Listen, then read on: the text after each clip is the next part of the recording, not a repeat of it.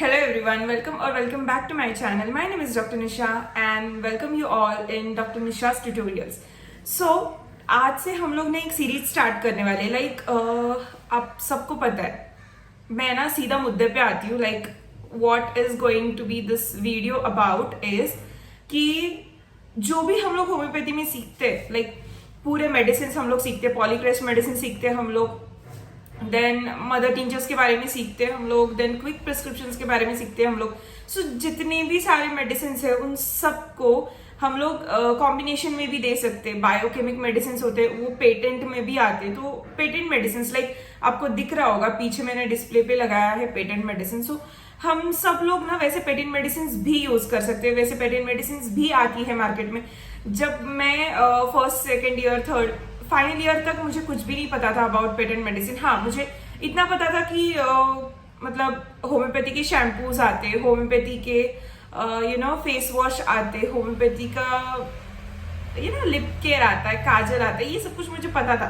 जितना कॉस्मेटिक चीजें रहती है, लेकिन गर्ल्स को तो वैसे भी सब चीजों के बारे में, कॉस्मेटिक्स के बारे में थोड़ा बहुत तो पता रहता ही है. वैसे भी मुझे पता था, ठीक है. तो मैं वही सोच रही थी कि है ना बहुत सारे लोग, जैसे कि मैं भी एक बिगनर हूँ, मैं भी एक लर्नर हूँ, वैसे ही आप सब लोग भी होंगे.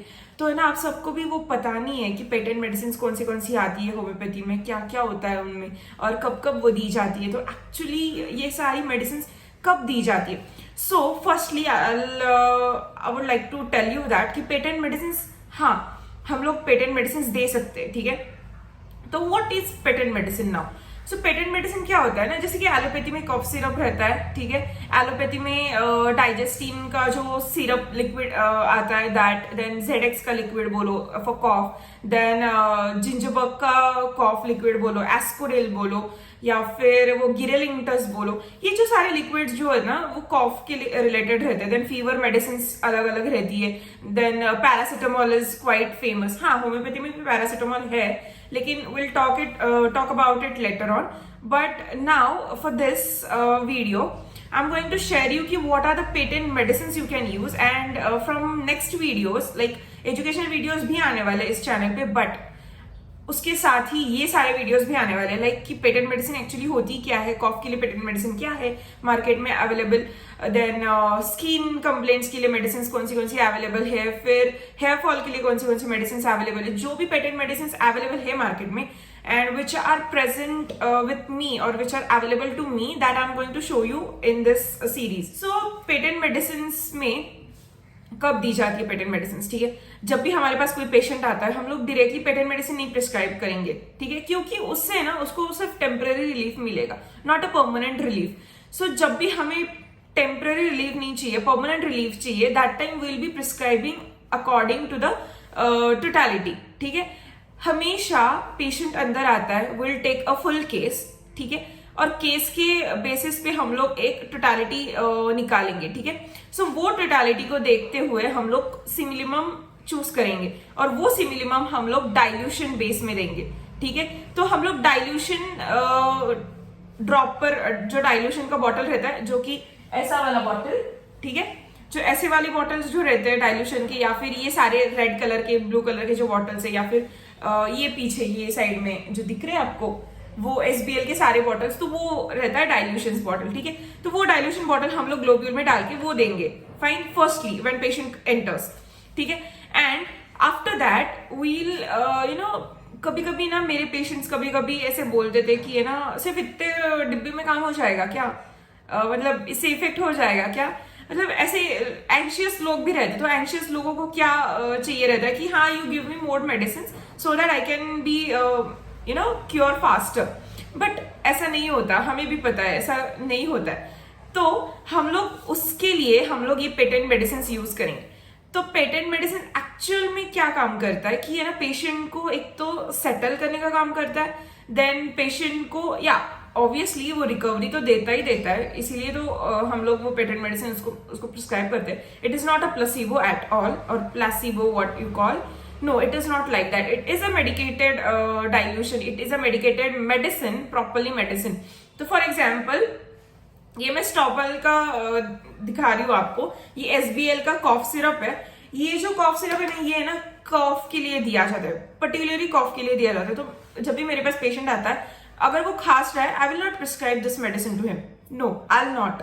क्यों नहीं प्रिस्क्राइब करूंगी, मेरे पास तो है रेडीमेड सोल्यूशन उस कॉफ के ऊपर, तो मैं ये क्यों नहीं प्रिस्क्राइब करूंगी? नहीं, बिकॉज इससे जब हम लोग ये पीते हैं that time it will give you relief, because it has a combination of medicine. और हम लोग क्या देखते हैं, तो पहला तो positive factor, maintaining factor, that is fundamental and maintaining cause. हम लोग कॉज देखते हैं, कॉज के ऊपर से हम लोग ट्रीट करेंगे, ठीक है? या फिर टोटालिटी में, या फिर PQRS की नोट क्यों देखते हैं हम लोग? तो हम मेडिसिन अच्छे से दे सके, टोटालिटी निकाल के हम लोग मेडिसिन अच्छे से दे सके, सो दैट उसको एक क्विक और परमानेंट क्योर मिले। अगर मेरे पास रेन में भीगते हुए एक बंदा आता है या एक पेशेंट आता है और मैं उसको है ना ये सिर्फ दे देती हूँ कॉफ के लिए, ठीक है, तो वो ठीक नहीं होगा जल्दी से। क्यों नहीं होगा? हाँ, मतलब उसका इंटेंसिटी तो कम हो जाएगा, लेकिन वो ठीक नहीं होगा, क्योंकि उसको मेडिसिन कुछ अलग चाहिए जो कि इसमें नहीं होती है, ठीक है?